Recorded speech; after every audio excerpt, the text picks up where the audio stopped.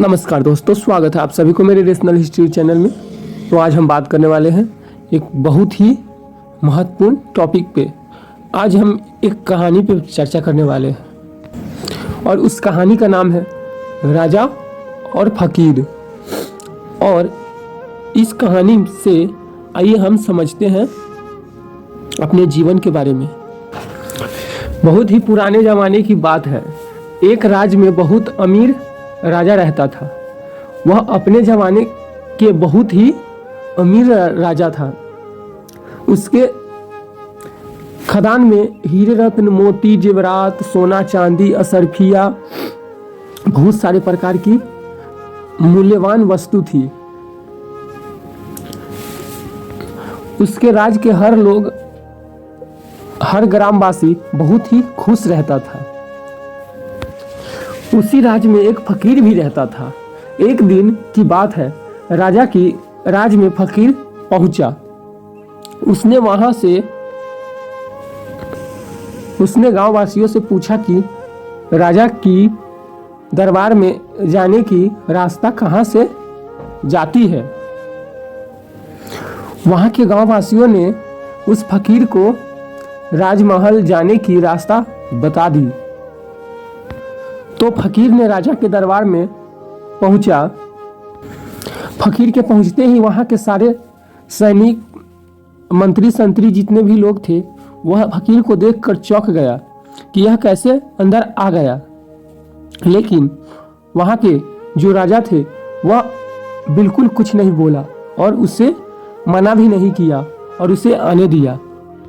और राजा के दरबार में जाकर उस फकीर ने राजा से प्रश्न पूछा, हे राजन, आपके पास जितने भी धन और संपत्ति है उन सबसे मूल्यवान वस्तु मेरे पास है। यह बात सुनकर सारे लोग चौंक गए और पूछने लगे, फकीर, कभी तूने हीरे मोती सोना चांदी जेवरात इत्यादि देखा है? राजा बोला, फकीर, मेरे पास इतना धन और संपत्ति है कि तुम्हारे सामान के सहित ही तुम्हें तौल सकते हैं।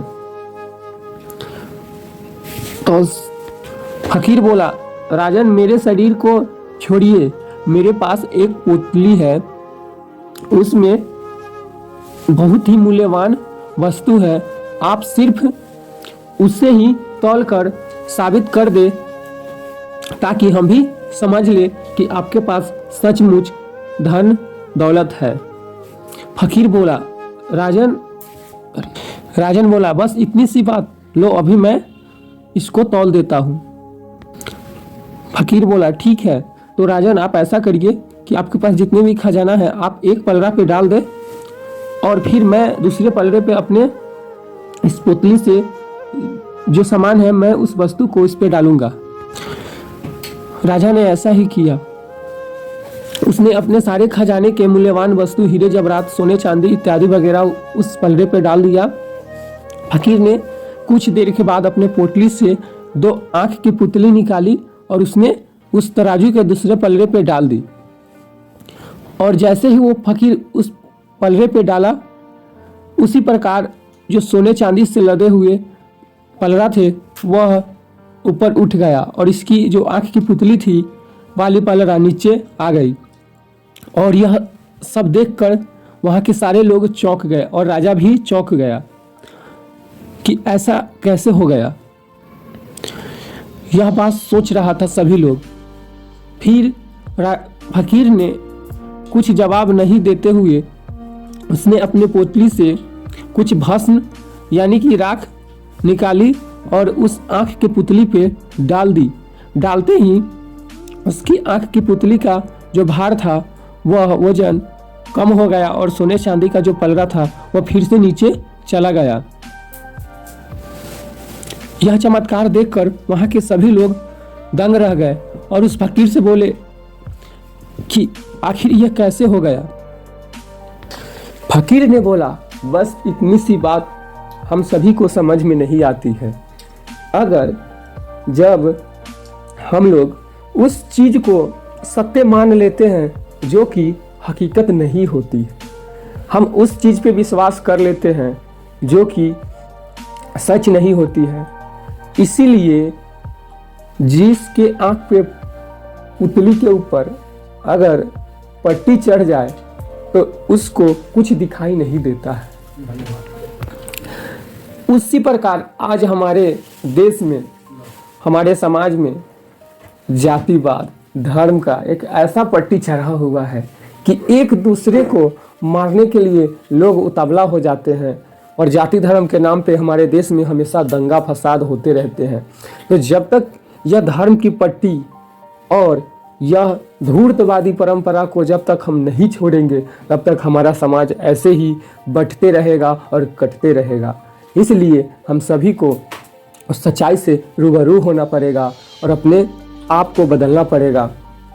तो दोस्तों, बस इतनी सी बात हम आप सभी को समझाना चाहते थे कि जिस व्यक्ति के ऊपर, आँख के ऊपर अगर पट्टी चढ़ गया है वह धर्म का और जाति का, तो उसे ज़रूर निकाल कर फेंक दे। क्योंकि यह लोग इसलिए धर्म और ग्रंथ को लिखे ताकि ऊंची जाति और नीची जाति के ऊपर राज कर सके, ऊंची जाति वाले नीची जाति वाले के ऊपर राज कर सके। इसीलिए हमारा भारत में बहुजनों के लोग हजारों सालों से गुलाम बना कर रखा, कभी उसे पढ़ने नहीं दिया, कभी उसे प्रताड़ित करते रहा।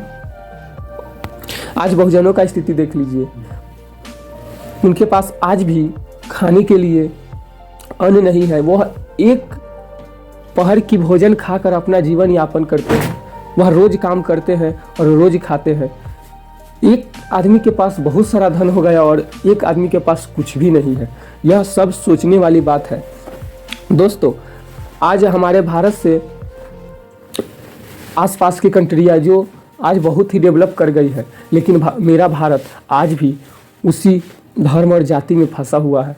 जब तक यह धर्म और जाति ख़त्म नहीं होगा, जब तक हम सब लोग एक नहीं होंगे, तब तक ऐसे ही हम लोगों को गुलाम बनाया जाएगा और हमारे सारे हक और अधिकार ये लोग छीनते रहेंगे।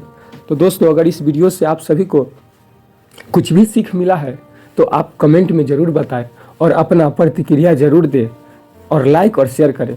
धन्यवाद।